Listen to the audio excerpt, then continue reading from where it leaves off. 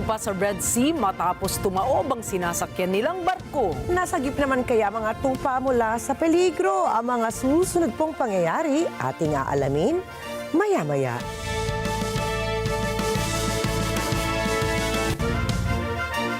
Magandang gabi, ako po si Ricky Matay. Ako si Nina Richie Alago Flores. Ito ang mata ng Agila International. Para naman sa mga headlines ngayong araw ng Lunes.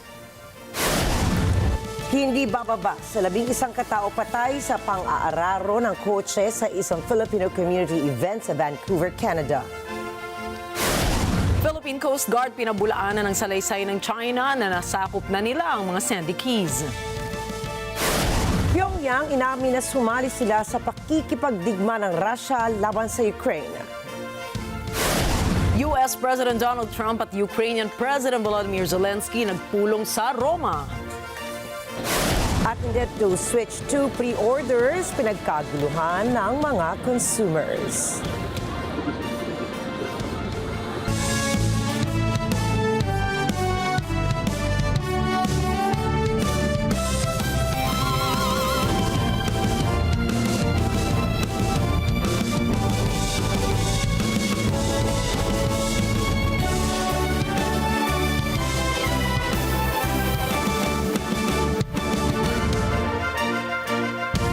Dineploy ng US Marine Corps ang Navy Marine Expeditionary Ship Interdiction System o Nemesis para sa Balikatan Exercises 2025. Ginamit ang missile system sa Maritime Key Terrain Security Operations North para subukin ang kakayahan ng Nemesis sa pagposisyon nito sa nasabing operasyon. Dinisenyo ang Nemesis para targetin ang mga hostile naval forces at palakasin ang kakayahang pandepensa ng Pilipinas at Estados Unidos. Higit pa rito, pinapalawig din nito ang maritime domain awareness ng isang bansa. Samantala, matatapos naman ang balikatan exercises sa May 9.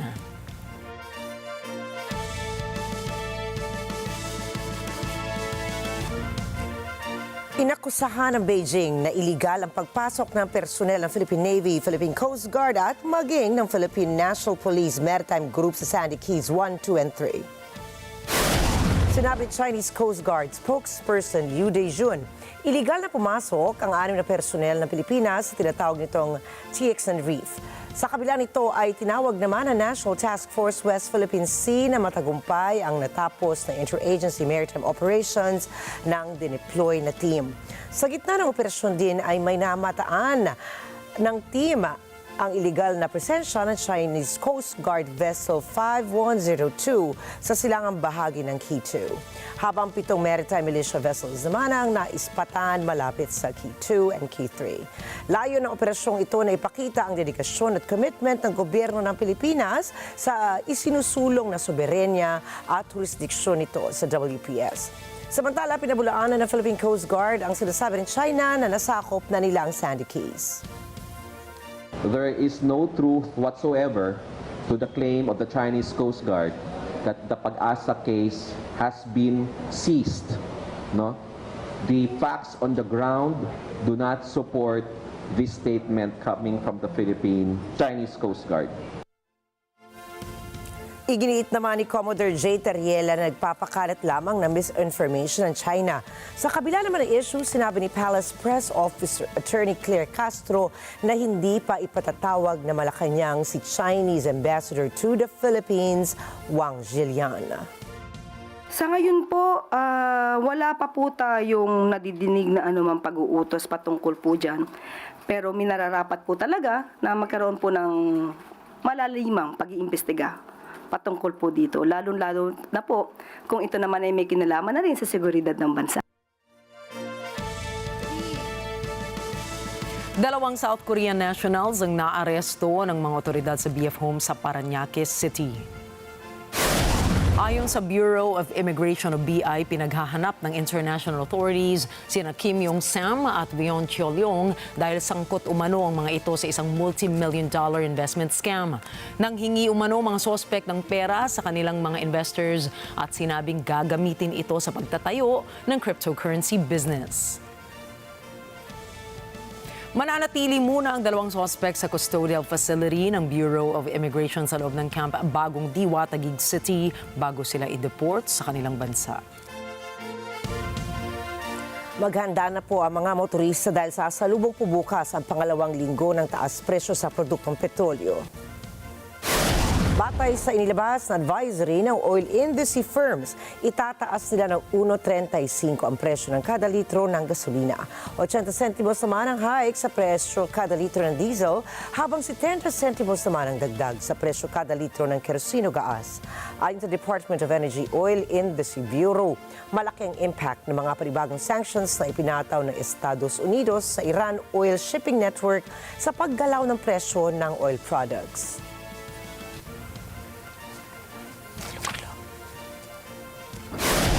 Susunod, North Korea kasali na sa alitan ng Russia at Ukraine.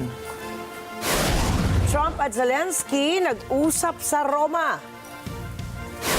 At 40 patay, 1,000 sugatan sa Iran port blast.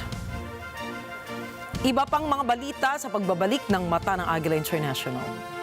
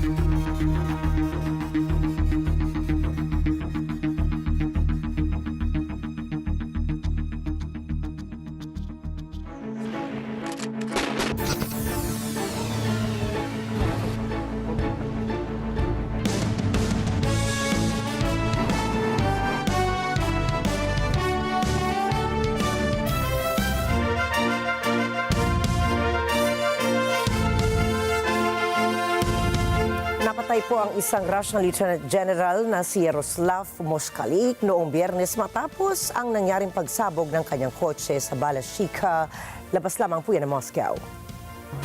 Sinasabi ng Investigative Committee na mayroong nakakabit na pampasabog sa kanyang sasakyan na may lamang shrapnel.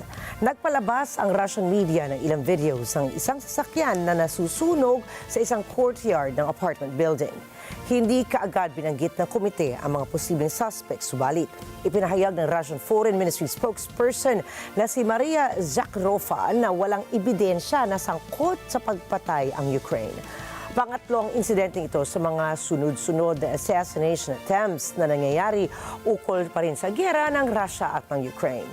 Nauna po rito ang nangyaring pagpatay kay Lieutenant General Igor Kirillov na ang isang Uzbek citizen gamit ang isang bomba na nakatago sa isang electric scooter sa labas ng kanyang apartment building sa Moscow. Kasunod nito ang tangkang pagpatay kay Putin sa nangyaring pagsabog ng isa sa kanyang mga luxury Aurus Senate limousine na bahagi ng kanyang motorcade.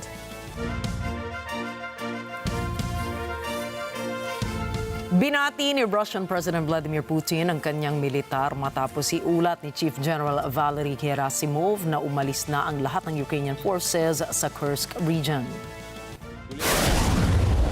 Поздравляю весь личный состав всех воинских подразделений, принимавших участие в разгроме неонацистских формирований, вторгшихся на российскую территорию в Курской области. Авантюра киевского режима полностью провалилась, а понесенные противником огромные потери, в том числе и среди наиболее боеспособных, подготовленных и оснащенных, в том числе и западными образцами техники силами ВСО, а это штурмовые подразделения, спецназ, безусловно, отразятся на всей линии боевого соприкосновения. Nagsalita si Putin tungkol sa diplomatic efforts ng Trump administration na sinasabing ang pagpapaalis ng Ukrainian forces sa Russia ay magbubukas ng daan sa mas marami pang tagumpay sa loob ng Ukraine. Pinuri rin ni Gerasimov ang pagtulong ng North Korean officers and soldiers sa Kursk na sinasabing nagpakita ng high professionalism, fortitude, courage, and heroism, fulfilling combat tasks shoulder to shoulder with Russian servicemen. Отдельно хочу отметить участие в освобождении приграничных районов Курской области военнослужащих Корейской Народно-Демократической Республики, которые в соответствии с договором о всеобъемлющем стратегическом партнерстве между нашими странами оказали значительную помощь в разгроме вклинившейся группировки вооруженных сил Украины.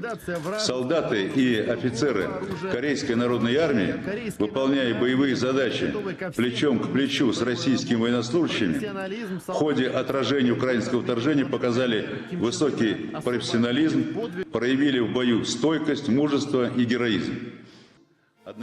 Ipinahayag naman ni Ukrainian President Volodymyr Zelenskyy na ang hukbo ng Ukraine ay nakikipaglaban pa rin sa Kursk isang araw matapos i-claim ng Moscow ang full liberation ng kaninlurang rehiyon nito. Українки сьогодні було вже кілька доповідей головкома Сирського по ситуації на фронті. Наші військові, вони продовжують виконувати завдання на території Курської та Білградської областей. Зберігаємо нашу присутність на території Росії. Покровський, всі напрямки на Донеччині. Я хочу подякувати нашим воїнам за стійкість, просто молодці. Особливо хороші результати у 3-ї бригади оперативного призначення Національної гвардії на Покровському напрямку. Наші позиції тримаємо сильними, щоб були всі можливості для правильної дипломатії. Makalipas ang ilang oras, itinanggi rin ng Ukrainian Army na sapilitang pinaalis ang mga puwersa nito na binansagan ang pag-angkin ng Russia bilang mapanlinlang na propaganda. Nagkaroon ng pagkakataon sina US President Donald Trump at Ukrainian President Volodymyr Zelenskyy na makapag-usap sa Vatican. They have a tough road ahead, okay? And we had a good meeting. It was a nice meeting. It was a beautiful meeting. I'll tell you, it's the nicest office I've ever seen. It was a beautiful scene. But he was very, look, he wants to do something good for his country. Thinks he's doing a good job, and he's working hard. We'll see what happens. It's a very complicated deal. Sa ibinahaging larawan ni Zelenskyy sa kanyang X-account, makikita ang dalawang lider na malapit sa isa't isa na nag-uusap ng walang kasamang aide sa loob ng St. Peter's Basilica. Isinulat ni Zelenskyy sa kanyang X-account na naging makabuluhan ang kanilang meeting kung saan napag-usapan nila ang iba't ibang oportunidad. Dagdag pa nito na umaasa siya sa magandang resulta ng lahat ng kanilang napag-usapan para sa kaligtasan ng lahat ng kapwa niya Ukrainian. Nagtapos naman ito sa isang panawagan para sa isang ceasefire at hinimok niya ang international community na makiisa sa kanilang pangarap para sa kapakanan ng international community. Ayon naman sa White House, spokesman na kasama ni Trump, nagkita ng pribadong dalawang lider at nagkaroon ng produktibong pag-uusap na tumagal ng 15 minuto at nagkasundo ang dalawa na ipagpatuloy ang pag-uusap kaugnay sa digmaan sa Ukraine. Ito naman ang unang pagkikita ni Trump at Zelenskyy ng face-to-face matapos ang kanilang naging mainit na sagutan habang nagpupulong sa White House noong Pebrero kung saan inakusa ni Trump at iba pang US official si Zelenskyy ng pagiging ungrateful niya sa suporta ng Amerika. Your relationship with President Zelenskyy better now that things were in the Oval Office? It was never bad. We had a little dispute because I disagreed with something he said, and the cameras were rolling, and that was okay with me. But we had a dispute. But look, he's in a tough situation, a very tough situation. He's fighting a much bigger force, much bigger, and that force has not been very distinguished. It's been a lot tougher than they thought, but it helped them when we gave them $350 billion worth of weapons or cash. Nanawagan sa grupong Hamas si Palestinian President Mahmoud Abbas na isuko na nito ang teritoryo sa mga opisyal ng Palestine. Nakiusap din si Abbas na isuko na ng militanteng grupo ang mga armas nito. Narito po si Lea Velasco para sa detalye. Noong Miyerkules, nanawagan si Palestinian President Mahmoud Abbas sa Hamas. Sinabi nitong panahon na para ibaba ng grupo ang armas nito at isalin na sa Palestinian Authority ang pamumuno sa Gaza. على أساس وحدة القانون ووحدة المؤسسات ووحدة السلاح الشرعي ووحدة القرار السياسي وما يعني بالضرورة وجوب أن تنهي حركة حماس سيطرتها على قطاع غزة وأن تسلم القطاع بكل شؤونه وأن تسلم الأسلحة كذلك إلى السلطة الوطنية الفلسطينية. فيش في دولة بتحترم حالها فيها سلاح. هاي لبنان قديش اشتغل حزب الله بالأخير الآن كله شغل دولة. الدولة هي الموجود. فيش بلد بيسمح بقرارين سياديين وسلاحين وجيشين. هاي مش بلد هاي. Nakatakdang pumili ng kapalit si Abbas ngayong linggo sa gitna ng pressure mula sa Western at Arab powers na nag-aalala ukol sa kakayahan ng Palestinian Authority na gampanan ng papel nito sa matagalang peace efforts. Sa kabila ng nakaraang mga pagtawag ni Abbas sa Hamas na magpasailalim sa Palestinian Authority, hindi pa ito nagawang muli ng Pangulo mula nang magumpisa ang labanan sa Gaza ng atakihin ng militanteng grupo ang Israel. Ayon sa tala ng Israel, 1,200 katawang namatay sa insidenteng iyon noong 7 ng Oktubre at may 250 hostages naman ang binihag. Ang pag-ataking ito ang dahilan ng matinding pagganti naman ng Israel na sa kasalukuyan ay nakapaslang na ng higit 50,000 katao at pagkawasak ng husto ng teritoryo. Kabilang sa mga aksyong diplomatiko ang plano para sa kinabukasan ng Gaza na nakapokus sa pagsasaisang tabi sa Hamas. Subalit sinabi rin ng Israel na hindi nito tatanggapin ang anumang papel ng Palestinian Authority na may limitadong otonomiya sa West Bank. Samantala, makailang beses na tinanggihan ng Hamas ang panawagan ng Israel at Estados Unidos na magbaba ito ng armas. Dagdag ni Abbas, dapat tigilan na ang genocidal war sa Gaza Strip kung saan daang-daang taong namatay kada araw. Lea Velasco para sa mata ng Agila International. Trusted, connected, on point. Kinumpirma ng North Korea sa unang pagkakataon na nagpadala ito ng mga sundalo sa Russia bilang suporta sa pakikidigma nito sa Ukraine. 김종은 동지께서는 조성된 전황이 조선민주주의인민공화국과 러시아 연방 사이에 체결된 포괄적인 전략적 동반자 관계에 관한 조약의 제4조 발동에 해당된다는 분석과 판단에 근거하여 우리 무력의 참전을 결정하고 러시아 측에 통보하시었으며 국가 수반의 명령에 따라 공화국 무력 구분대들은 러시아의 영토를 자기 조국의 영토로 간주하고 드높은 수호 의지와 결사의 정신으로서 희생을 동반한 실제적 전투 행동으로서 조로 두 나라 사이의 굳건한 동맹관계를 증명하였으며 전설적인 무운담들을 기록하였다. Sa isang statement, sinabi ng Central Military Commission ng ruling Workers' Party na nagpasya si North Korean leader Kim Jong-un na magpadala ng kanilang combat troops sa Russia sa ilalim ng Mutual Defense Treaty. Base rin anya sa no-core leader, layunin ng pagpapadala ng kanilang mga sundalo na lipulin at puksain ang neo-Nazi occupier sa Ukraine at mapalaya ang Kursk region sa pakikipagtulungan sa Russian Armed Forces. Tinawag rin ni Kim bilang mga bayani at kinatawan ng kadakilaan ng kanilang mga bansa ang mga nakikipaglaban para sa hustisya. Matatandaan na noong Marso, iniulat ng South Korean military na nagpadala ang no-core ng 3,000 karagdagang tropa sa Russia sa unang bahagi ng 2025 matapos i-deploy ang kanilang mga sundalo sa Russian-Ukraine fronts kung saan marami sa kanila ang nasawi. Base sa Joint Chiefs ng SOCOR, nasa 4,000 na sundalo ng North Korea ang napatay o kaya'y nasugatan sa frontlines ng gyera. 북한군이 우크라이나 전쟁에 가담한 것은 유엔 헌장과 안보리 결의를 위반한 명백한 불법적 행위입니다. 이를 공식 인정했다는 것도 스스로 범죄 행위를 자인한 것입니다. 이에 우리 군은 국제사회와 함께 비인도적이고 불법적인 행위를 강력히 규탄합니다. 북한의 젊은이들을 정권 안위를 위해 무참히 희생시킨 반인권적이고 비윤리적인 행위라는 진실은 결코 가릴 수 없습니다. 정부는 북한군의 적극적인 철수를 촉구하며 현재와 같은 북한과 러시아와의 군사적 야합이 지속될 경우 이를 좌시하지 않고 국제사회와 함께 단호하게 대처해 나갈 것입니다. Nagpahayag ng kagustuhan na kumasa sa negosasyon sa Ukraine si Russian President Vladimir Putin ng walang preconditions.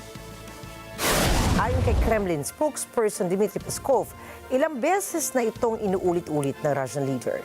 Bagaman nagsabi na kamakailan na may kasunduan na upang tapusin ang giyera sa pagitan ng Russia at ng Ukraine, duda pa rin sa US President Donald Trump na ito ang nais ni Putin. Ayon sa isang social media post, wala umanong dahilan si Putin upang atakihin ang mga sibilyan nitong nakarang araw. Dagdag pa niya, napapaisip siya kung gusto ba talagang tapusin ng Russian leader ang giyera.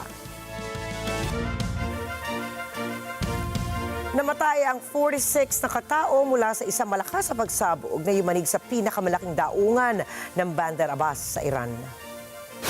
Nasugatan rin ang hindi bababa sa 1,200 na katao sa nangyaring pagsabog. Makikita po sa mga nakakalat na videos sa social media ang mga nasugatan na nakahandusay sa kalsada habang inaagapan ito ng mga rescuers. Patuloy ang operasyon ng mga bumbero upang ganap na maapula ang apoy. Pinaghihinalaan na ang mga kemikal sa daungan ang naging sanhi ng nasabing pagsabog. Naganap ang insidente habang nagsagawa ang Iran ng ikatlong nuclear talks kasama ang United States sa Oman. Handang-handa na ang mga Canadians na pumili ng panibagong Prime Minister ng bansa. Sa katunayan, tumaas ang bilang ng mga botante batay sa turnout ng early voting nitong linggo. Alamin natin ang mga detalye mula kay NET25 correspondent Cherry Recolizado. Sa mga ilang araw bago ang araw ng halalan, naging record ang dami ng mga Canadian na sumali sa maagang botohan. Kumpara sa federal na halalan noong 2021, ngayong taon ay may 25% na pagtaas sa bilang ng mga bumotong Canadian. Ayon sa Elections Canada, umabot sa 7.3 milyong tao ang bumoto mula Abril 18 hanggang 21. Sa unang araw pa lamang ng advance voting, 2 milyong boto na agad ang naitala. Ayon sa mga survey nitong linggo, nangunguna ang kandidato ng Liberal na si Mark Carney na may 43.1% lamang ng halos 5 points laban sa kandidatong si Pierre Poilievre ng Conservative Party. Malayo sa ikatlong pwesto ang kandidatong mula sa New Democratic Party na si Jagmeet Singh na may 8.3%. Ang araw ng halalan sa Canada ay sa Abril 28. Hinihikayat ang mga Canadian na magparehistro upang bumoto sa website ng Elections Canada o pumunta mismo sa mga dako ng botohan. Bukas ang mga lugar ng botohan ng 12 oras. Pinapaalalahanan ang lahat ng Canadian na dalhin ang kanilang voter information card at valid government ID bilang patunay ng pagkakakilanlan at tirahan. Cherry Recolizado, Toronto, Ontario, para sa mata ng Agila International. Trusted, connected, on point. Sa Canada pa rin, hindi bababa sa 11 katao ang nasawi habang dosena naman ang sugatan sa mga aararo ng kotse sa isang Filipino community event sa Vancouver. Hawak na ng Vancouver Police ang suspect na nakilala bilang si Kai G. Adam Lo. Ayon sa mga otoridad, naniwala silang walang bahid ng terorismo ang trahedya. Sa Vancouver, narito si NET25 correspondent Kathleen Gao. Ayon kay Interim Police Chief Steve Rai, hindi terorismo ang insidente dahil walang ebidensya ng detalyeng politikal ni ideolohikal sa likod ng pag-atake. Ani Rai, nagsimula ang trahedya pasado alas 8 ng gabi ng Sabado sa Lapu-Lapu Day Block Party bilang pagkilala sa pambansang bayani. Although it was scheduled to wrap up at 8 p.m., there were still many people in the area when the incident occurred. The vehicle that struck festival goers approached the festival area from the west on East 43rd Avenue. It entered a small crowd enclosed area and drove through the crowd. There were hundreds of festival goers still on the street, and multiple people were struck by the vehicle. There are now 11 confirmed fatalities. Ayon kay Rai, maaaring tumaas pa ang death toll dahil marami sa mga sugatan at nasa kritikal na kondisyon. Anya, ang mga biktima ay nasa iba't ibang edad. Dinala ng paramedics ang mga sugatan sa siyam na iba't ibang ospital dito sa Vancouver. Ang pag-atake at naganap sa gilid ng kalye kung saan nakahilera ang food trucks katabi ng isang eskwelahan kung saan ginaganap ang selebrasyon. Nasaksihan ni Joshua Polentan ang trahedya. Right there, some car, some Audi, black Audi, he just like stopped or whatever. I don't know, but from over there, from like the start right there, he just pushed the gas all the way through the whole block right there, crashing into like everyone in his way. Sinubukang tumakas ng sospek ngunit hinabol ito ng mga tao. Inipit ng mga tao ang sospek sa isang bakod hanggang dumating ang mga pulis. 10 minuto ang nakalipas. Nagbigay ng mga detalye si Rai ukol sa sospek. The person we have in custody does have a significant history of interactions with police and healthcare professionals related to mental health. I am unable to publicly identify the person who is in custody because charges have not yet been laid. Ayon kay Rai, kinontak na ng kapulisan ang pamilya ng sospek. Ani Rai, higit sa 100 Vancouver police officers ang tumutulong sa investigasyon. Nang tanungin kung bakit hindi hinarangan ng kalye kung saan naganap ang trahedya, ani Rai, hindi nila inisip na delikado ito nung una. I know there are questions about whether this tragedy could have been prevented. The Vancouver Police Department worked with the City of Vancouver to conduct a risk assessment prior to the Lapu-Lapu Festival. The majority of activities associated with the festival were taking place on the grounds of a high school, which is not directly accessible via public roadway. The only public roadway that required partial closure was on a minor street behind the high school. And this area was designated for food trucks. And there were no known threats to the event or to the Filipino community. 24 oras na assistance center ang inilaan upang tulungan ang mga taong naapektuhan. Sa pagdadalamhati ng komunidad, inilarawan ni Rai na ang Sabadong nagdaan ang pinakamadilim na araw sa kasaysayan ng Vancouver. Last night, as thousands of members of Vancouver's Filipino community gathered for an important cultural celebration, the actions of a single person shattered our collective sense of safety. It is impossible to overstate how many lives have been impacted forever by this lone individual. Nag-alay ng kanyang pakikiramay si Prime Minister Mark Carney. Last night, families lost a sister, a brother, a mother, a father, a son, or a daughter. Those families are living every family's nightmare. And to them and to the many others who were injured, to the Filipino-Canadian community, and to everyone in the broader Lower Mainland, Vancouver, I would like to offer my deepest condolences and my wishes for strength and compassion in this tragic time. Habang iniisip ng Filipino community kung bakit nangyari ang ganitong trahedya, nagpahayag ang organisasyon na bumuo sa selebrasyon ng pagdadalamhati para sa mga biktima at pamilya ng mga ito. Ayon sa organisasyon, oras ito ng tulungan at suporta para sa bawat miyembro ng komunidad. Ayon sa post, hindi kayo nag-iisa. Kathleen Ga, Vancouver, Canada, para sa mata ng Agila International, trusted, connected, on point. Sa kaugnay na balita, ipinabuhat ni Pangulong Ferdinand Marcos Jr. ang kanyang pakikiramay sa pamilya ng mga Pilipinong apektado ng trahedya sa isinagawang event sa mga Filipino community sa Vancouver, Canada. Sa Sa pahayag na inilabas ng Pangulo, tiniyak niya ang kooperasyon ng Philippine Consulate General sa Vancouver para makipagtulungan sa Canadian authorities sa isinasagawang investigasyon sa insidente. Tutulong din ang konsulada na magkaloob ng ayuda ang suporta sa mga biktima ng trahedya. Binigyan din naman ni PBBM na kaisaan niya ang buong bansa ng mga pamilya ng mga biktima at ang Filipino community sa Vancouver, lalo na ngayong humaharap ang mga ito sa matinding pagsubok. Sa mismong Labor Day o 1 ng Mayo, ilulunsad ng Department of Agriculture DA at National Food Authority o NFA ang pagbebenta ng 20 pesos kada kilo ng bigas sa Cebu.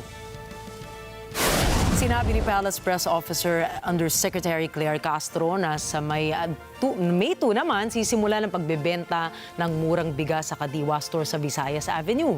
Maglalabas din anya ng guidelines ang pamahalaan kung saan-saan pang lugar sa Visayas ibebenta ang 20 pesos kada kilong bigas na galing sa mga lokal na magsasaka. Samantala, muling pinabulaanan ni Castro ang tinawag niyang fake news na may amoy ang ibebentang murang bigas dahil hindi pa ito inilalabas at wala pang nabibili nito sa mga palengke sa Visayan Region. Pinapasinungalingan na po namin yung sinasabi sa mga balita na ito'y may amoy. Unang-una, hindi pa po nag-roll out, kaya po ito ay masasabi natin isang disinformation. Pangalawa po, sinabi po ni Secretary Laurel na ang una pong ilo-launch po ito sa Cebu, May 1. So kung saan po ito ibebenta, ito po ay ayon na rin po sa guidelines ng local government units. Siguro po mas maganda po itanong natin kung sino po yung mga involved na local government units para malaman natin kung ano yung mga guidelines po nila. At sa May 2 naman po ay sisimulan din po ito sa Visayas Avenue, sa Bureau of Animal and Industry. Sa May 2 po, ito naman po ay sa Kadiwa.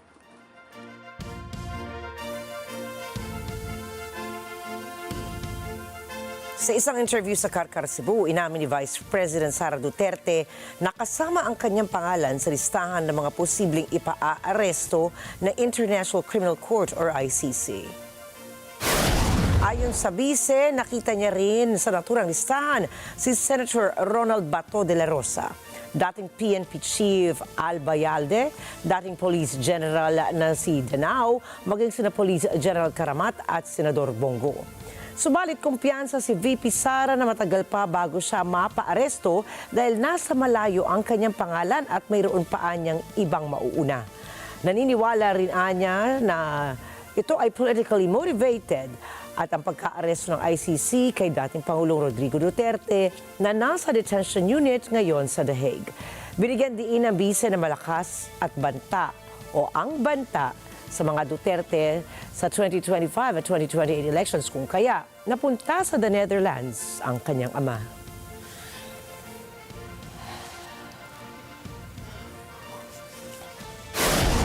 Susunod, driver sa China na wala ng kontrol dahil sa madulas na kalsada. Train sa Thailand, sumalpok sa truck. At jersey ni Kobe Bryant na ibenta sa halagang $7 million. Detalye ng mga balitang yan at iba pa ring mga balita sa pagbabalik ng Mata ng Agila International.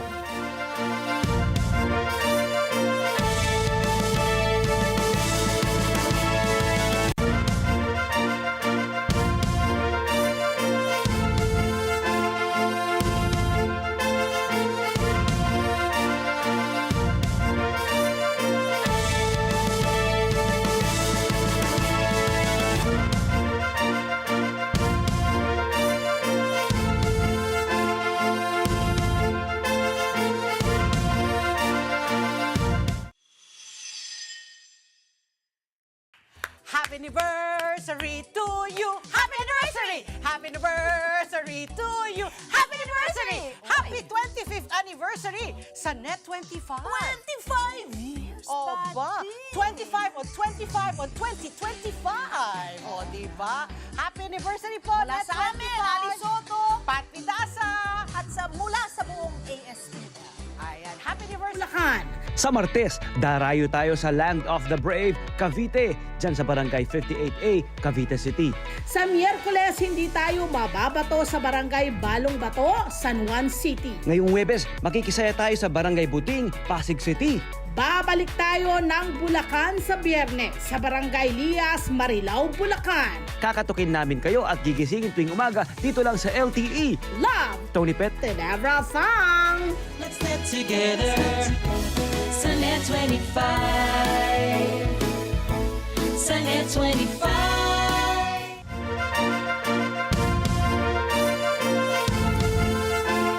Nagbabalik ang mata ng Agila International at sa pagpapatuloy ng ating mga balita ngayong gabi.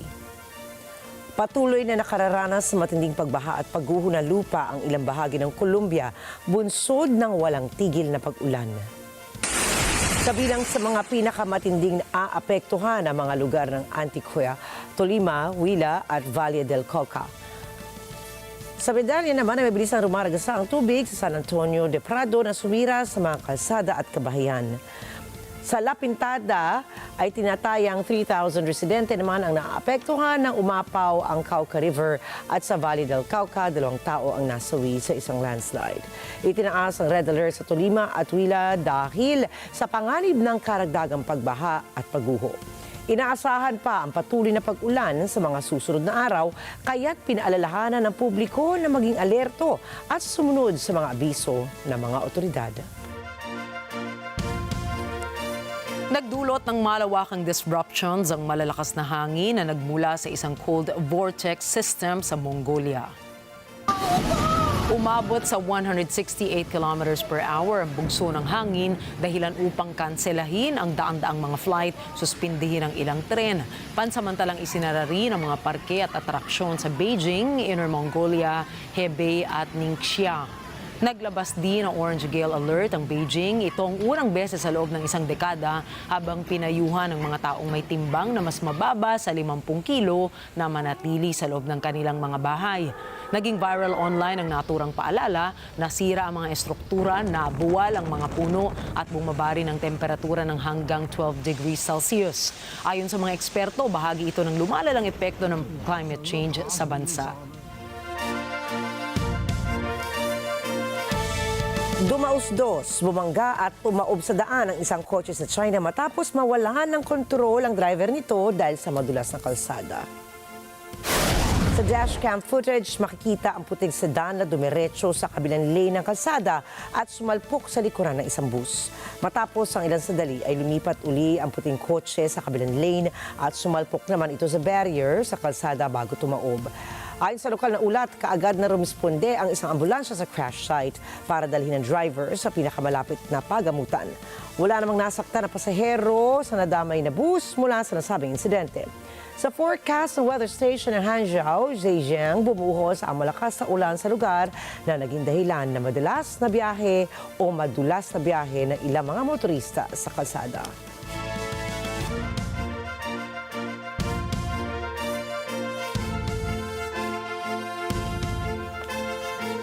May hahalin tulad ang eksenang ito sa kilalang eksena naman sa Titanic na paglubog ng titular ship sa North Atlantic Ocean dahil sa halip na sina Jack at Rose ang naghihintay na sagipin sa tubig ay mga alagang tupa ang siyang bumida sa isang shipwreck.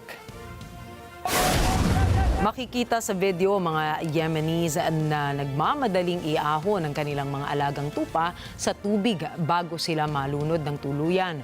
Mapapansin din na may ilan sa mga hayop ang lumalangoy na patungo sa mga bangka ng kanilang mga amo. Ayon sa lokal na ulat, higit sa 160 mga tupa ang nalunod dahil sa trahedya. Tutungo sana sa Djibouti ang barko para dalhin ang mga naturang mga hayop. Tumulong naman ang ilan sa mga local fishermen mula sa Ras Al Ara sa pagsagip sa mga tupa.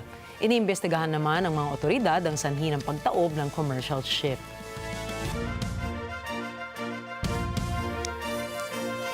Samantala, nakaligtas naman ang driver at ang isang pasahero ng isang pickup truck matapos salpukin ito ng isang freight train matapos subukan itong tumawid sa riles kahit ibinaba na ang barrier sa Chonburi sa Thailand. Ayon sa lokal na ulat, nakaladkad ng tren ang kotse sa layo na 50 metro mula sa tawiran. Nakatakda naman sa isang interrogation ang driver ng kotse at ang train operator hinggil sa car-train collision.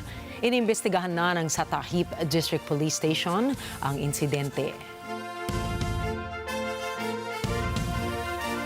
Isang babae sa Brooklyn ang inatake ng isang pro-Israeli mob matapos itong mapagkamalang kalahok sa isang pro-Palestinian na protesta laban sa Israeli National Security Minister na si Itamar Ben-Gvir.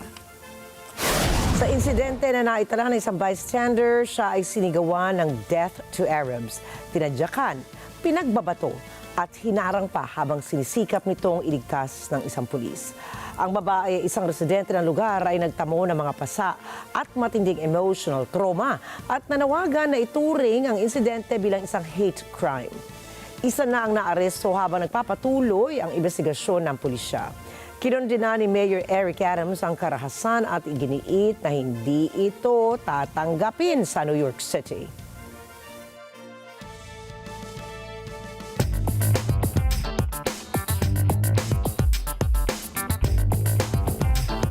Nagbabala namang kamakailan ng isang U.S. cross-border e-commerce practitioner ng ginugulo ng mga taripa ng Estados Unidos ang cross-border e-commerce. Ayon dito, iniipit ng mga taripa ang mga negosyo at pinababagal umano ang supply chain. Alamin po natin ang mga detalye ng balitang yan mula kay Anna Coy. Ayon kay Michael Michelini, isang seasoned U.S. cross-border e-commerce practitioner, walang magawa ang mga kumpanya sa kasalukuyan dahil sa pagtaas ng mga taripang ipinapataw ng Estados Unidos. Anya, pinipigilan ng mga ito ang e-commerce businesses at hinaharangan ang mas malawak na supply chain.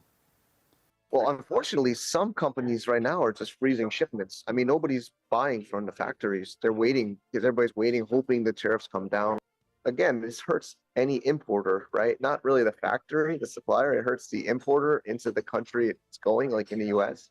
So if you're a U.S. business and you buy $100,000 of products and you have to pay $150,000 on top for tariffs, you're paying $250,000 up front, hoping you make it back. So some people have just frozen shipments and not even like paid for the duties and are stuck at port.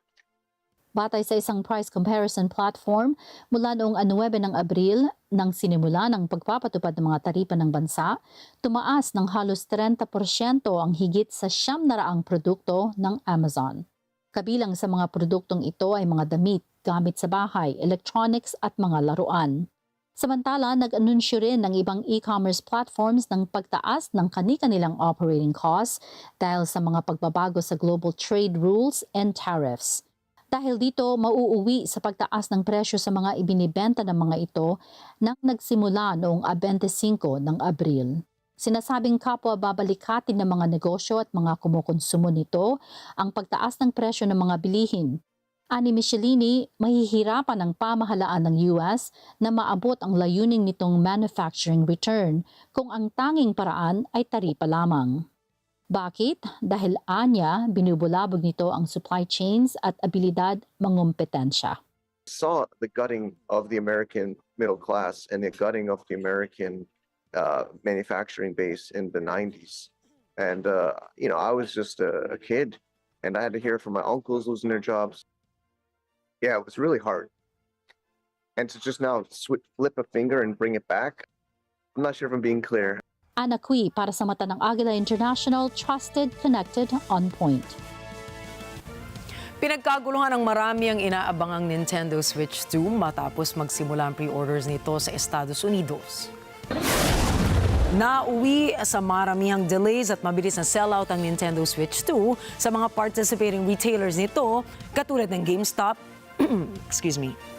Walmart at Target dahil sa dagsaang demand rito. Nagdulot ito ng malaking pag-aalala dahil sa kakulangan ng supply. Ayon mismo sa Nintendo Company, hindi ginagarantiya ang delivery ng kanilang console sa June 5 rollout ng Nintendo. Na-delay na kasi ang release nito ng nakaraang buwan dahil sa mga taripang inanunsyo ni US President Donald Trump sa electronics. Sa kabila nito, nanatili ang baseline price ng gaming console sa $449.99 kumpara sa unang model nito noong 2016 na $299. Ipinakita ng retailers tulad ng Best Buy at Target ang pagka-out of stock ng kanilang online listing sa Switch 2 dahil sa dami ng pre-orders. Kasalukuyang target ng Nintendo Company company na makapagbenta ng 11 million units ng Switch 2 consoles ngayong taon. Maglulunsad ang TikTok ng e-commerce sa Japan sa mga susunod na buwan ayon po yan sa ulat ng Nikkei. Ang platform ay naghahanda ng kumuha ng mga nagtitinda para sa TikTok shop sa Japan, kung saan maaaring magbenta ang mga users ng iba't ibang produkto sa pamamagitan ng live streaming at kumita ng komisyon mula sa mga benta. Kilala ang TikTok shop sa mga produktong discounted. Ang hakbang na ito ay bahagi ng pagpapalawak ng TikTok sa mga merkado sa labas ng Amerika. Kasalukuyan naghihintay ang TikTok ng resolusyon ukol sa operasyon nito sa US matapos ang isang batas noong 2024 na nag-aata sa TikTok na ipagbili ang bahagi ng parent company nitong ByteDance. Sa kabila ng mga hamon, patuloy na lumalago ang kasikatan ng TikTok sa buong mundo, kabilang na ang malalaking bilang ng mga users sa US at iba pang mga merkado.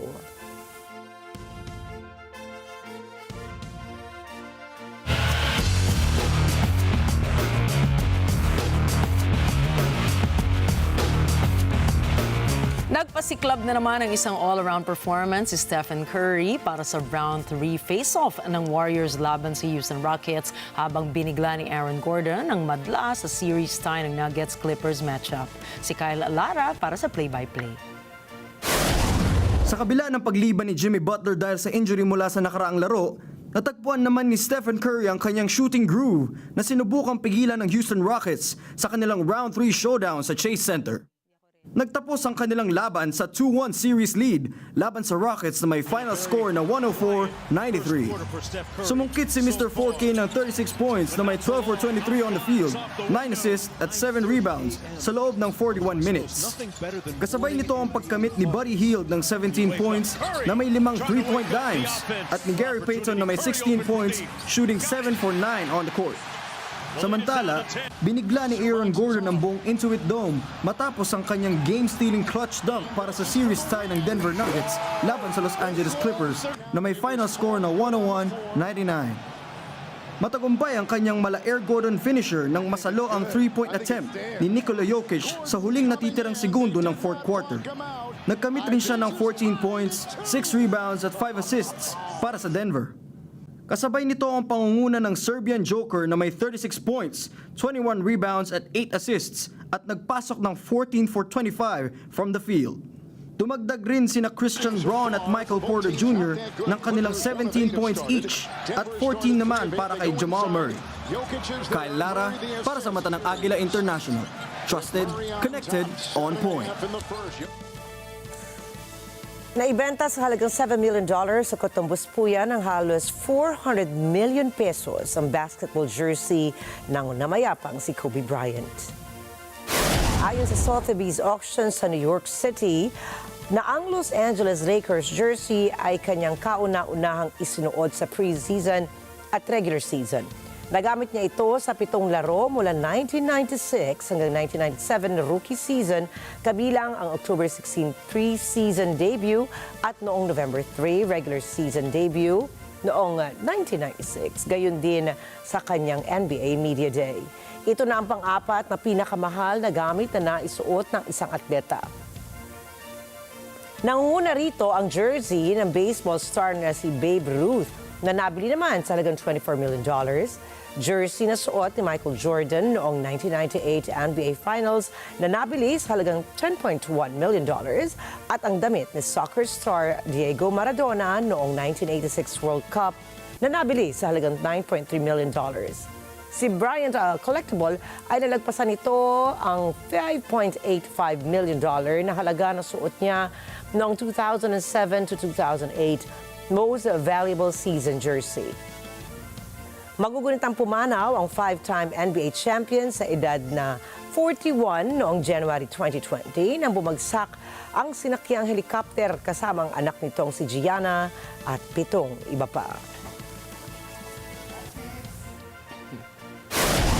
Susunod, US hinarangan ng mga Canadians sa pag-access sa library. At Singapore Airport itinanghal na 2025 World's Best Airport. Abang-abangan ang iba pang mga storya pagdating ni Alma Angeles at ng NET25 World News. Manatili pa rin nakaantabay, magbabalik pa ang mata ng Agila International.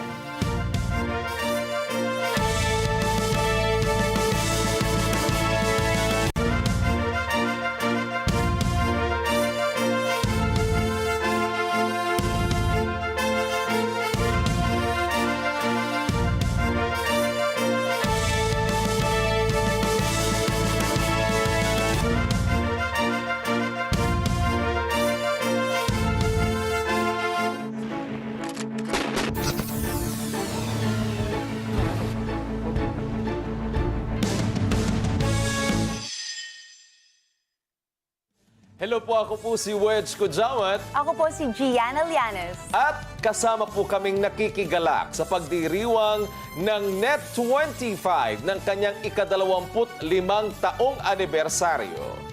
Happy 25th anniversary po sa ating himpilan to many more successful years to come. Mula po sa bumubuo sa produksyon ng Mata ng Agila sa Tanghali, masaya po kami sa pagdiriwang ng 25 taon ng ating himpilan.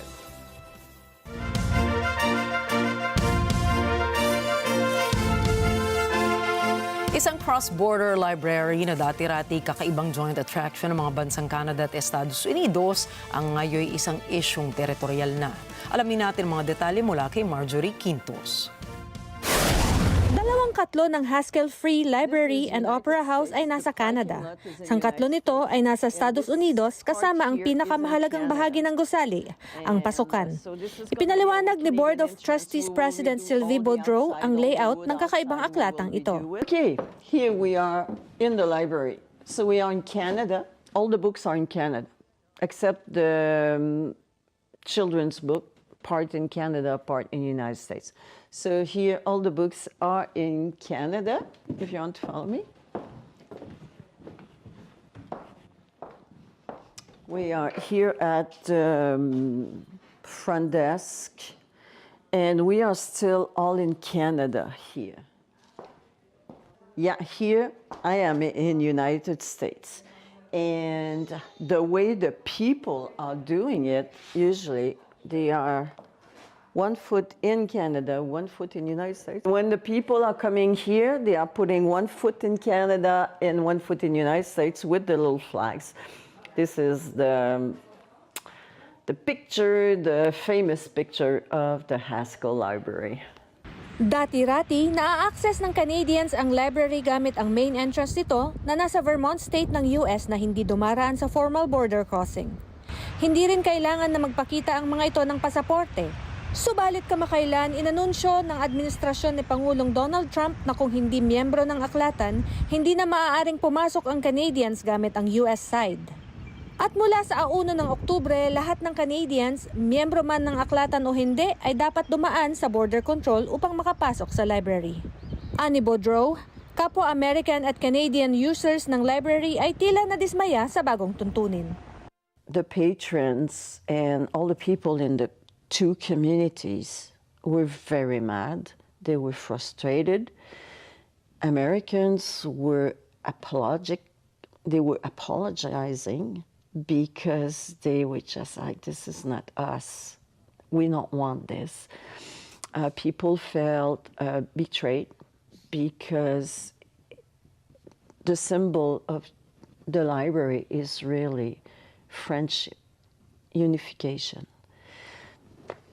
But I see it that what happened is we raised above all that. We rose about all that because people stuck together and they said, okay, let's do it. We will show them that it's not because they are doing this that we will stop being friends, that we will stop coming to the library, that we will stop giving our support to the library.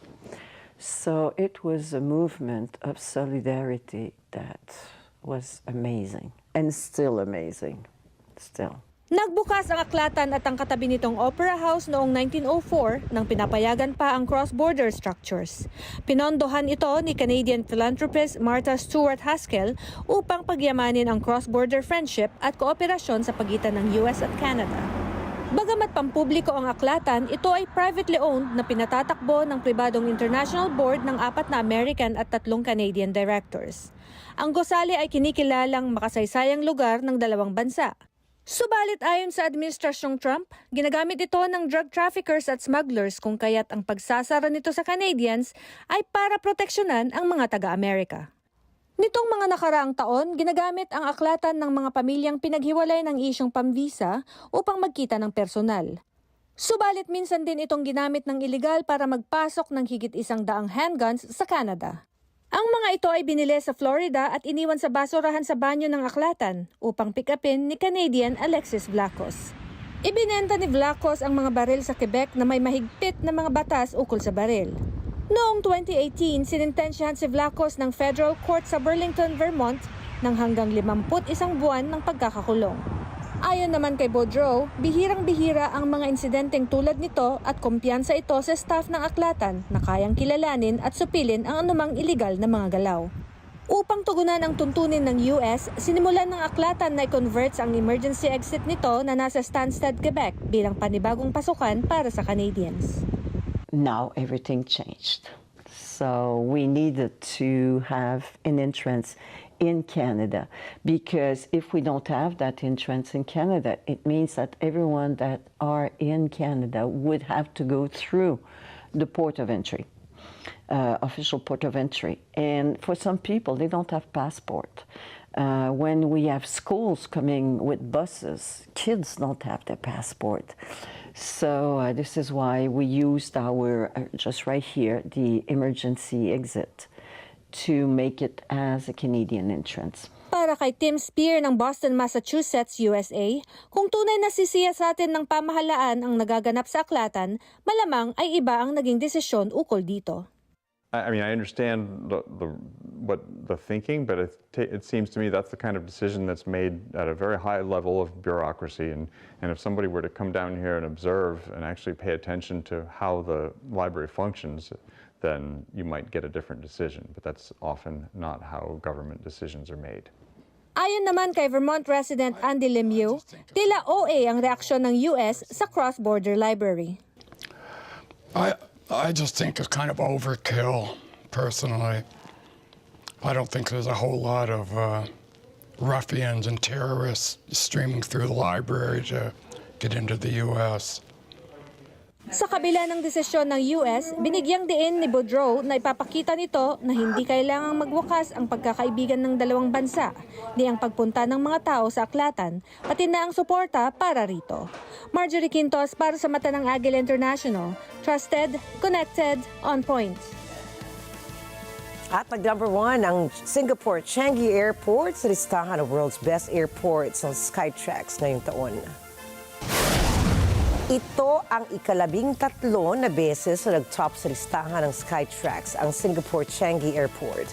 Punong-puno po kasi na magagarbong pasyalan ng Singapore Changi Airport na maaaring libutin ng mga pasahero habang naghihintay ng kanilang eroplano. Ang ilan sa mga ito ay ang giant 10-story jewel shopping mall na may naitalang 80 million na katao na footfall sa nakaraang taon. Mayroon din itong mga hotel, museo, sinihan at mga theme parks. Bukod pa rito ang iba't ibang indoor gardens na may kasama pang butterfly center, maging ang 40-meter na mataas rin na Reina Vortex na kinikilalang world's largest indoor waterfall. Kasama sa mga iginawad na awards sa Singapore Changi ang World's Best Dining, World's Best Airport Washrooms, and Best Airport in Asia. Mag-i-invest na mahigit $2 billion sa susunod na 6 na taon ang Singapore Changi para sa tuluyang pagpapahusay ng kanilang mga serbisyo at pasilidad. Sa kasalukuyan ay nagkakaroon ng expansion ang nasabing airport kung saan ay magdaragdag pa ito ng ika-5 terminal na magbubukas naman sa 2030s.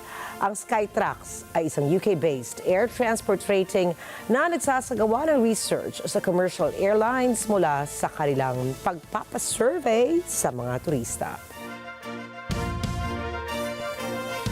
At narito po kami para maghatid ang balita sa dako ng mundo. Magandang gabi. Ako po muli si Ricky Matay. Ako si Nina Richie Alago Flores. Ito ang mata ng Agila International. Para naman sa iba pang mga balitang nangyari rin sa iba't ibang panig ng mundo, punta po tayo kay Alma Angeles para sa NET25 World News. Take it away, Alma.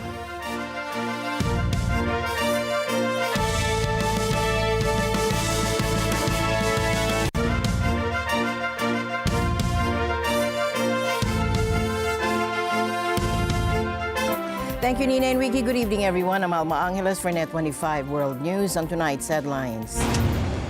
New details are emerging from Vancouver following that tragic event at the Filipino festival. Now, authorities have now identified and charged a 30-year-old local student. His name is Kaiji Adam Low with murder. 11 people have now died. Their ages range from 5 to 65. I'm able to say that the person we have in custody does have a significant history of interactions with police related to mental health. And the news starts now.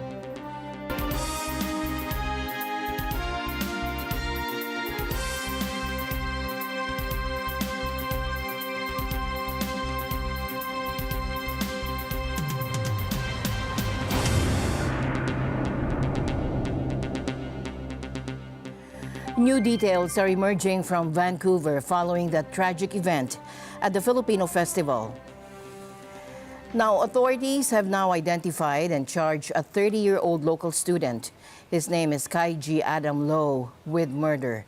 And this comes after at least 11 people lost their lives and many more were injured in that shocking SUV ramming on Saturday. Now, police indicate this may just be the beginning of the charges. Interim Police Chief Steve Rai rules out terrorism because there is no evidence of any political or ideological factors behind the attack. He says the trouble began shortly after 8 o'clock Saturday night at a Lapu-Lapu Day block party celebrating a Philippine national hero. Although it was scheduled to wrap up at 8 p.m., there were still many people in the area when the incident occurred. The vehicle that struck festival goers approached the festival area from the west on East 43rd Avenue. It entered a small crowd enclosed area and drove through the crowd. There were hundreds of festival goers still on the street, and multiple people were struck by the vehicle. There are now 11 confirmed fatalities. Rai fears the death toll could go higher because several of the injured are in critical condition. He says the victims span a range of ages but offered no other details. Paramedics took the injured to 9 different hospitals in Vancouver. The attack took place on a side street where food trucks had been parked adjacent to a school ground where the celebration took place. Witness Joshua Polantan saw the tragedy unfold. Right there, some car, some Audi, black Audi, he just like stopped or whatever. I don't know, but from over there, from like the start right there, he just pushed the gas all the way through the whole block right there, crashing into like everyone in his way. The suspect tried to escape, but event-goers chased him down. They held them against a fence until police arrived about 10 minutes later. As far as the suspect, Rai provided few details. The person we have in custody does have a significant history of interactions with police and healthcare professionals related to mental health. Number one, the suspect has been arrested and is currently in VPD custody. Secondly, evidence points to this not being an act of terrorism. Thirdly, the individual in question has a significant history of mental health issues. And fourthly, he is known to police for a multitude of mental health interactions. Now, it would appear that mental health appears to be the underlying issue here. Rai says police have been in contact with the suspect's family. He says more than 100 Vancouver police officers are working on the investigation. Asked why the streets where the tragedy occurred had not been blocked off, Rai says at the time they considered it low risk. I know there are questions about whether this tragedy could have been prevented.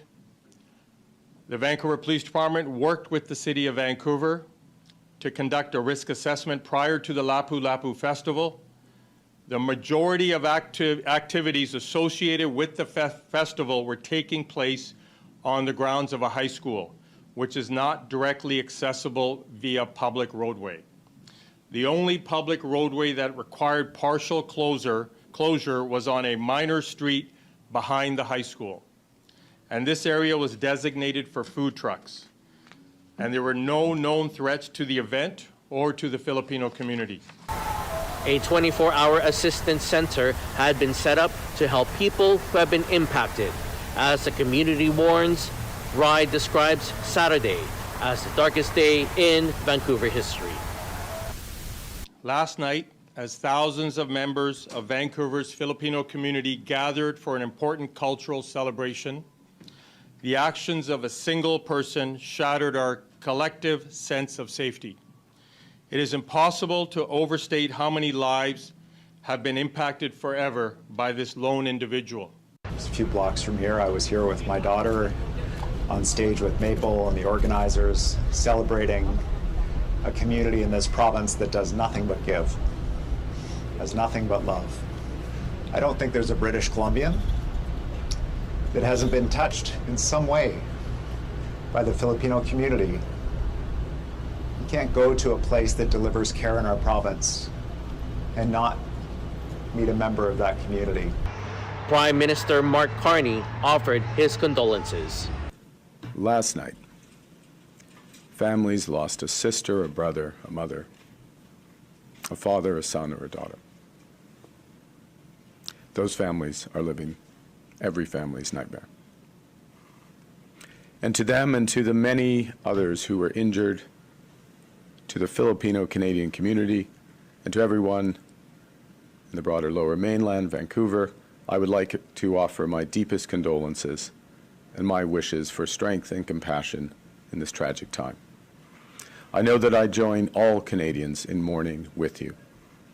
I know that Canadians are united with you. While the Filipino community comes to grips with this tragedy, the organization putting on the event posted on social media that it is devastated by the families and the victims. It counsels all community members to check in, support, and hold each other.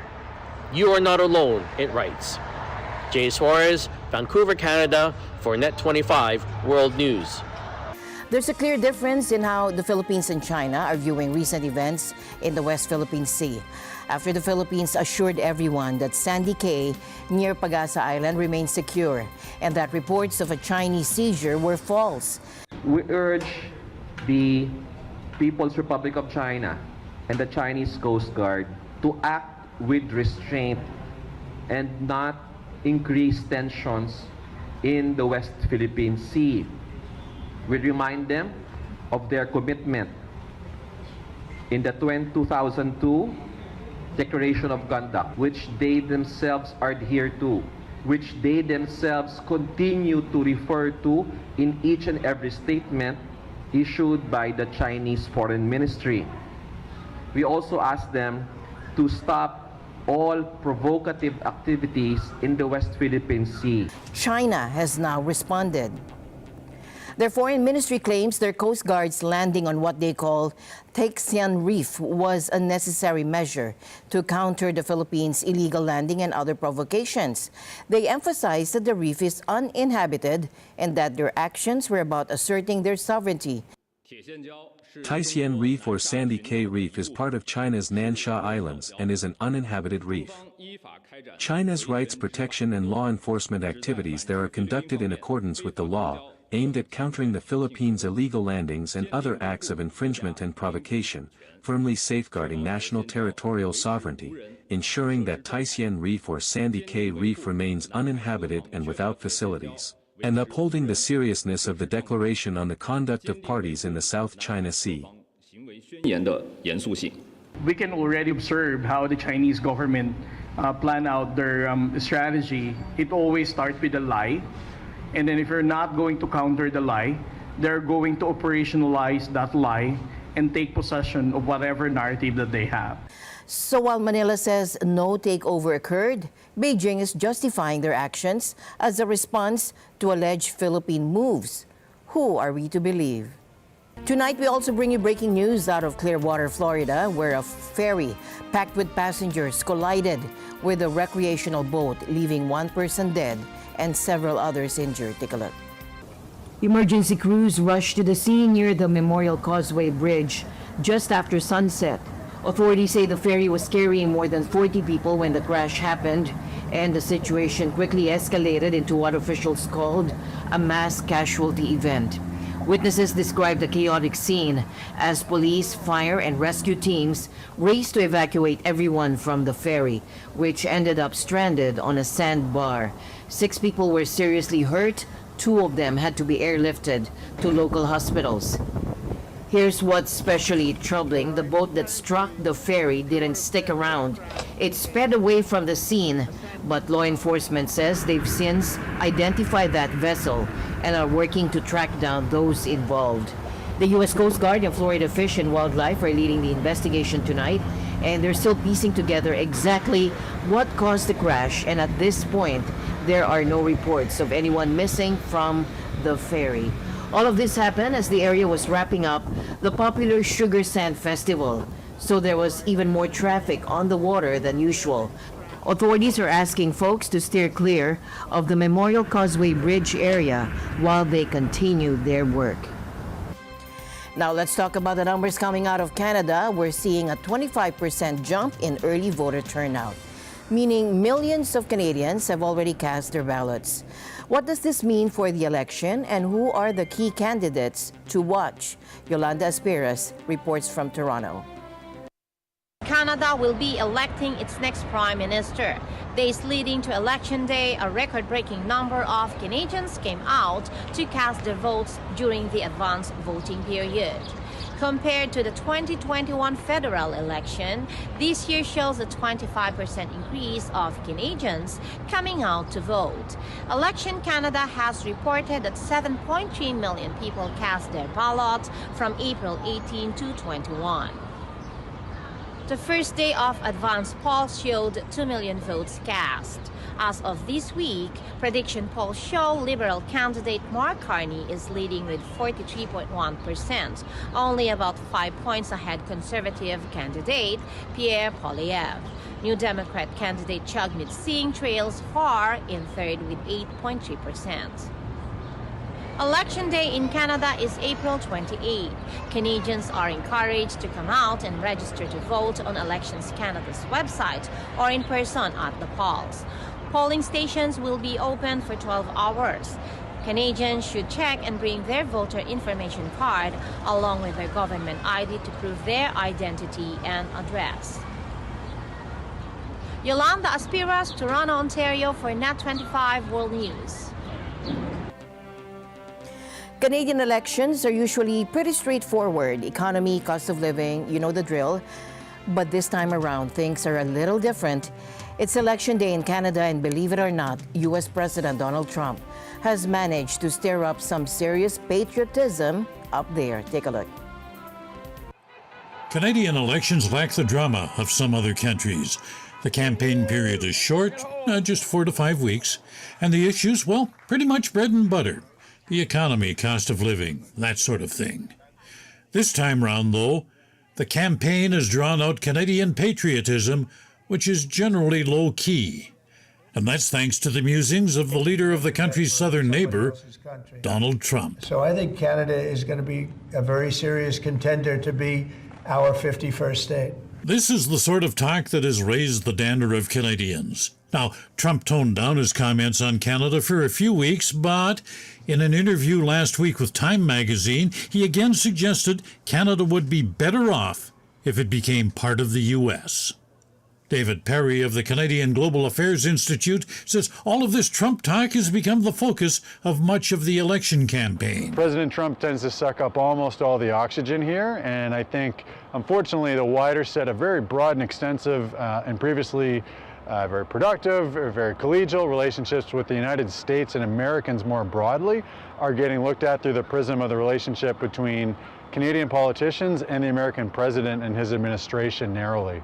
In their appeal to voters, Liberal leader Mark Carney and Conservative leader Pierre Poilievre are trying to portray themselves as the one who can best defend Canada against Trump's expansionist dreams. So for the past month, this is what Canadians have been hearing. Mark Carney. President Trump repeated his attacks on Canada. He said he doesn't want Canada, I'm quoting, to play any part in the American auto industry. So I'll be equally clear. This is Canada. We decide what happens here. Pierre Poilievre. We need to put Canada first for a change, with a new Conservative government that will axe taxes, unleash our resource production, build pipelines, secure our border, rebuild our armed forces, and stand up to Donald Trump from a position of strength. Analyst Perry says since the beginning of the year, the political map in Canada has changed, and that has come to the forefront in this election campaign. I think about half the electorate, based on the public polling, is looking to elect a prime minister that would be able to take on and be forceful with President Trump and to chart a new relationship with the United States. There's about another half of the electorate that is concerned with the same kind of issues that had the Conservative Party up until the beginning of January, 20 points up in the polls, which is a concern about cost of living issues and the state of the economy, particularly for people under about the age of 40, for whom life is increasingly unaffordable. Nevertheless, Trump is a major campaign issue. The polls indicate this will be a close race. Carney's Liberals have about a 4% lead over Poilievre's Conservatives. And while Carney is poised to win, the question is, will he have a majority government or a minority? There are a few other smaller parties fielding candidates in the election. They have nowhere near the support needed to form government, but they could be key players in propping up the governing party if Canadians elect a minority government. We'll have those details for you this time tomorrow. Thomas I. Likeness, NET25 World News. To Asia now, where Japan's Prime Minister Shigeru Ishiba made his first official visit to Vietnam today, meeting with Prime Minister Chin in Hanoi. The two leaders agreed to step up trade between their countries and committed to keeping global trade open and fair, especially as the threat of steep U.S. tariffs looms over both economies. Ishiba's trip comes at a tense moment. Earlier this month, the U.S. announced hefty tariffs, 46% on Vietnamese goods and 24% on Japanese exports. While those tariffs are on hold until July, as talks continue, a 10% duty is still being charged on everything both countries send to the U.S., which is a crucial market for them. Both Japan and Vietnam are now in discussions with Washington, hoping to avoid those tariffs altogether. Vietnam's top leader To Lam also met with Prime Minister Ishiba and urged Japan to invest even more in Vietnam's infrastructure. That's not surprising given that Japanese companies like Honda, Canon, and Panasonic have already poured $78 billion into Vietnam, making it a major manufacturing hub for Japanese firms. After wrapping up his visit in Hanoi, Ishiba heads to the Philippines as East Asian leaders scramble to strengthen ties and navigate an unpredictable global trade environment. And now to the war in Ukraine. Here's a key update. North Korea has officially stated that they sent troops to fight alongside Russia. And this decision came straight from Kim Jong-un. And Pyongyang is claiming their forces helped Russia regain control of the Kursk region. Russia has also acknowledged this deployment, with Putin expressing his gratitude. This move, which follows reports of substantial North Korea military aid to Russia, is a significant development, though Ukraine is disputing Russia's claims of fully expelling their forces from the Kursk area. The news that North Korea has deployed troops to fight for Ukraine or to fight for Russia in Ukraine is significant on its own. But some experts are going even further, suggesting Pyongyang's support is fundamentally altering the course of the conflict. Hugh Griffiths, who previously coordinated the UN panel monitoring sanctions on North Korea, offers a powerful perspective on just how vital North Korea's contribution has become. Take a look. It's fair to say that North Korea has stopped Russia from losing this war. North Korea's contribution has been strategically vital. North Korea's artillery shells are a strategic imperative. Without North Korean support, Vladimir Putin would fail in his war in Ukraine. But the vehicles on the trains are definitely Koksan artillery pieces, beyond a shadow of a doubt. Russia operates according to this military doctrine where artillery fires are central, where you need to bring overwhelming volume and force to bear. We saw it in Chechnya, we've seen it in Syria, Russia simply doesn't have the industrial capacity to produce the shells it needs. It relies on North Korea. Now, President Donald Trump has called on Russia to halt its attacks in Ukraine, while his administration warned they might pull out of peace talks if there's no progress. Trump made these comments to reporters in New Jersey, stating he was disappointed by Russia's continued aggression. He also shared that his meeting with Ukrainian President Volodymyr Zelenskyy in Rome on Saturday went well. Let's listen in. I think the meeting went well. We'll see what happens over the next few days. We'll probably learn a lot. I was very disappointed that missiles were flying by Russia, but that missiles were flying. Very disappointing. We'll see how it goes. You know, look, he wants to do something good for his country. He thinks he's doing a good job, and he's working hard. We'll see what happens. It's a very complicated deal. He told me that he needs more weapons, but he's been saying that for 3 years, you know. He needs more weapons, and we're going to see what happens. I want to see what happens with respect to Russia. Because Russia had been surprised and disappointed, very disappointed that they did the bombing of those places after discussions. I see the satellite pictures. They're horrible. They're horrible. I would say it can't get any worse. Body parts laying all over. I don't even like looking at them. Body parts laying all over the fields. What are they doing? It would have never started if I were president. Turning our attention now to the ongoing tensions between India and Pakistan. Following the deadly attack on tourists in Kashmir last week, China's foreign ministry has weighed in, expressing hope that both sides will show restraint. China welcomes all measures conducive to cooling down the current situation and supports an impartial investigation as soon as possible. As a common neighbor of both India and Pakistan, China hopes that India and Pakistan will exercise restraint and meet each other halfway. We should properly handle relevant differences through dialogue and consultation and jointly safeguard regional peace and stability. However, on the ground, the situation appears to remain tense.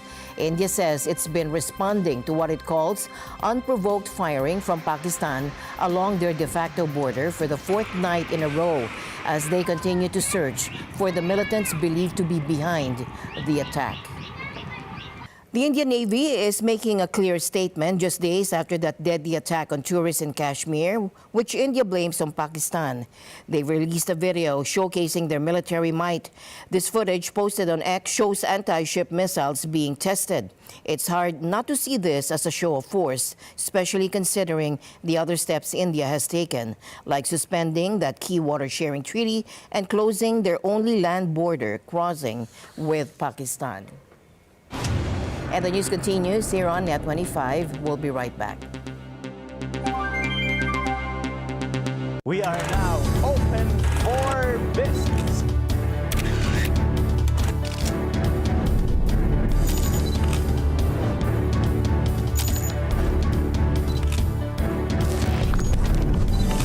It is a signal to the world. We are open for business. Open for Business with Cesar Vallejos. Every Sunday, 9 p.m. Sa NET25.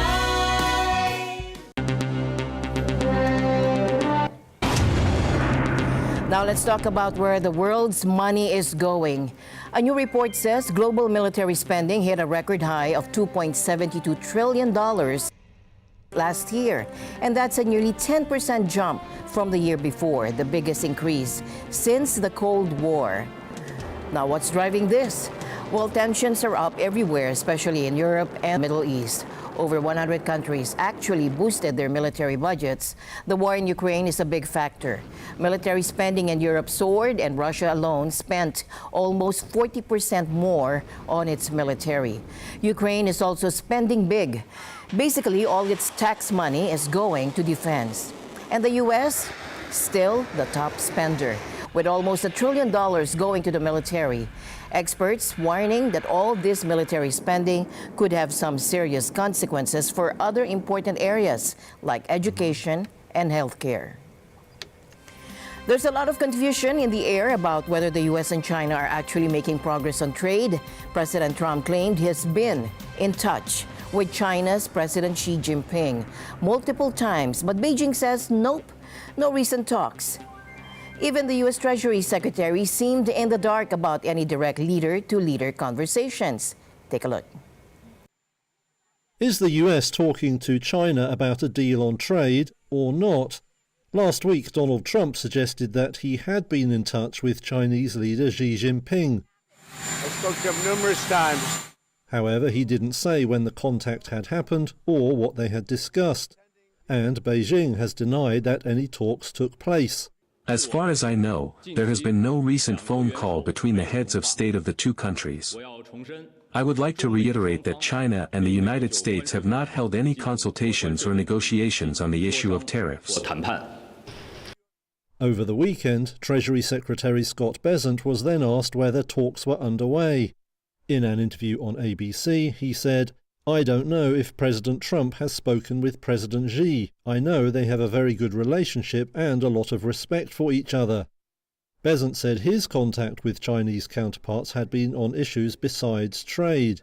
When asked why Beijing would deny that talks had taken place, he said that policymakers there were playing to a different audience. Trump has imposed tariffs on trading partners around the world and 145% levies on Chinese goods. Beijing has responded with 125% duties on imports from the US. The tensions have roiled financial markets and raised fears of a global economic slowdown, though none of that appeared to rattle Trump last week. We'll just set the tariff and we'll be reasonable, very reasonable, and that'll be the end. It's the deal. In an interview Sunday, U.S. Agriculture Secretary Brooke Rollins said that the U.S. was holding daily conversations with China over tariffs, but didn't elaborate further.